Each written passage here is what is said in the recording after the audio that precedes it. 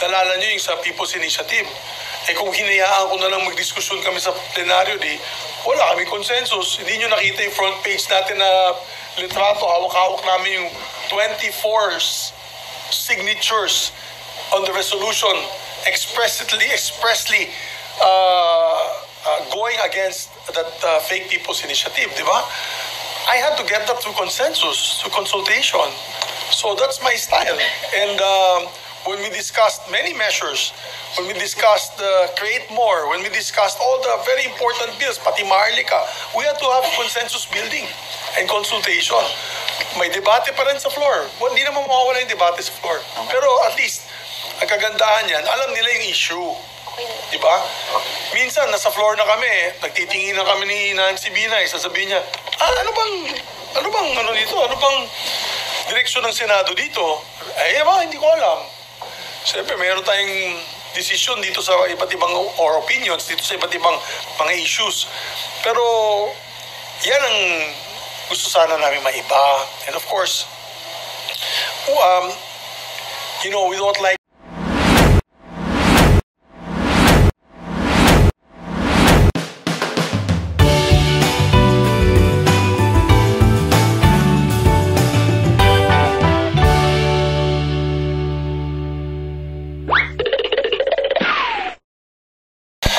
I don't want to talk about numbers at this point in time, partner. Mahirap ng pag-usapan yan kasi magsalita ako, mahirap na.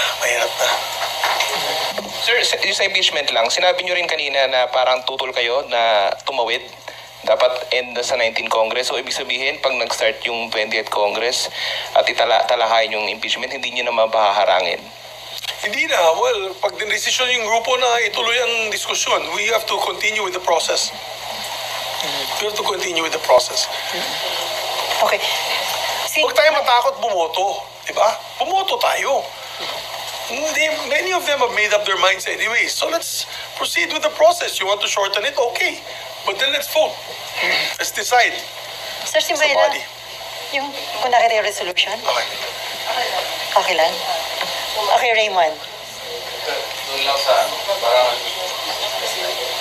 yung considering yung emotion ninyo regarding the Senate leadership. Diba, in one or two words, how would you describe the current Senate leadership? Just like you were saying before your times na consensus leader kayo.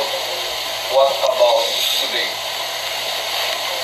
Today, are you asking me if I'm still a consensus builder? Of course, I'm a... How do you describe the current Senate leadership? Ayun nga, medyo may... Sa aking pananaw, kasi sa kanila, okay sila dun sa style na yun. Pero sa aking pananaw, ay kulang yung aming consultations. Nalala nyo yung sa People's Initiative. Eh kung hinayaan ko na lang magdiskusyon kami sa plenaryo, wala kami consensus. Hindi nyo nakita yung front page natin na litrato. Hawak-hawak namin yung 24 signatures on the resolution expressly going against that fake People's Initiative, di ba? I had to get that through consensus, through consultation. So that's my style. And when we discussed many measures, when we discussed Create More, when we discussed all the very important bills, pati Maharlika, we had to have consensus building and consultation. May debate pa rin sa floor. Hindi naman mawawala yung debate sa floor. Pero at least, ang kagandahan yan, alam nila yung issue. Diba? Minsan, nasa floor na kami, nagtitingin na kami ni Nancy Binay, sasabihin niya, ano bang direksyon ng Senado dito? Hindi ko alam. Siyempre, mayroon tayong decision dito sa iba't ibang or opinions dito sa iba't ibang mga issues. Pero, yan ang gusto sana namin maiba. And of course, we don't like yung divide and conquer, kakausapin isa-isa, tapos, pangakuan na mga kung ano-ano. Ayaw namin ng leader na ganyan. Wala akong binabanggit na gano'n. Sinabi ko, ayaw ko lang ng leader na ganyan. That's why I want to correct the misconception. When I said I do not like the dictatorial types, I wasn't referring to the current leadership of the Senate. I was just saying I don't like dictatorship-style leadership for the Senate, wherein isa lang tao ang magdidesisyon at bahala na kayo sa buhay ninyo. Kung gusto nyo, debatihan nyo ako sa plenaryo. Remember, as I mentioned, the Supreme Court, kanina, sabi ko, lahat ng abogado gusto maging member ng Supreme Court. Okay. Lahat ng member ng Supreme Court, ang leader niyan, you call primus inter pares. Correct, attorney? Primus inter pares only means that you are first among equals. Ibig sabihin, you are equal. The same as everybody. You are only tasked to be the presiding officer of this Senate.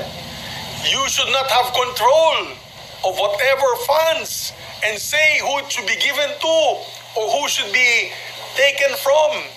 If that is the allowance of any senator, lahat ng senator dapat patas. Diba? Kung sa tauhan, huwag mong bigyan sa style ko, patas lahat. Ilan ba yung dadagdagan na staffing ng ating mga senador? If they need 5 for all, including the minority. Remember? We did that. Hindi yung dahil, slap soil yan. Wala yan. Kayo, 10. Kaya, yan ang ayaw natin dito mangyari sa leadership ng Senado. Di ba? Yan ang hindi nangyari noon at hindi dapat mangyari sa atin sa Senado ngayon.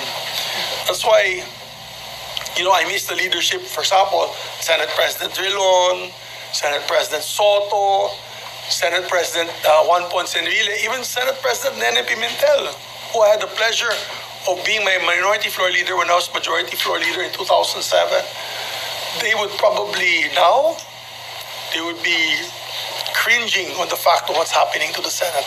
I'm sorry, with due respect, and some members will disagree with me, and they will probably hit me and say I'm speaking on my own. It's my opinion. They are entitled to their opinion. I'm entitled to my opinion, and that is my opinion. Yung nakikita nating taong bayan, kayo na lang, kausapin niyo yung mga kapitbahay ninyo. Ano bang nakikita nila sa Senado na yun? And I'm sure you will have the same opinion. Okay, on that note, Thank you. On that note, I just want to say, never say die and never surrender. There is still time. We are reformists. We feel that we have to, as Senator Ping Lacson is add conscience to the discussion. And again, I'm saying it's not the conscience. For me, conscience is not a monopoly. And we're still hoping that many of our colleagues still have their conscience intact. And when the time comes, when we decide on banning online gaming, ay magkasama po kami, minority, majority, magkasama po tayo lahat para sa ating mga kababayan and on other issues as well. But before I end, I just want to say that I will always pray for our beloved Senate and for our beloved people. And I hope that the Senate can step up to the plate in providing integrity and efficient government service, particularly transparency, para maiba naman ang perception ng ating mga kababayan sa Senado. Ang Senado para sa akin ay palaging maiiwan as the last bastion of democracy. And we should give that people hope na pag inaapi sila ng agency, ng LGU, ng National Guard, ang pwede nilang lapitan ang Senado. Dahil alam nila ang Senado makakatulong sa kanila. Maraming salamat.